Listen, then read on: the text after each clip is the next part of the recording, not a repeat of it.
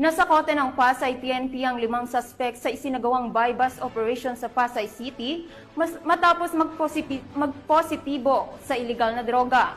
Nakatutok dyan si Patrolwoman Mika May Bahiwag. Arestado ng mga operatiba ng Station Drug Enforcement Unit ng Pasay City Police Station ang 5 individual dakong 5:30 ng hapon sa Barangay 29 Zone 5 sa Pasay City. Kinilala ang mga naarestong suspect na sina alias Pre, alias Jackie, alias Tisoy, alias Rap at alias Rom. Nakumpiska sa mga suspect ang 6 na pakete ng hinihinalang shabu, mga drug paraphernalia at ang buy-bust money. Dinala sa Station Drug Enforcement Unit ng Pasay ang mga suspect para sa dokumentasyon habang ang mga nakumpiskang ebidensya ay isa sa ilalim sa pagsusuri ng SPD Forensic Unit.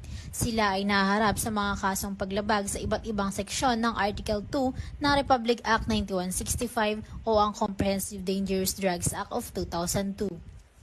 Mula dito sa Metro Manila, ako ang iyong PNN correspondent, Patrolwoman Mika May Bahiwag, alagad ng batas, tagataguyod ng Balitang Pulis.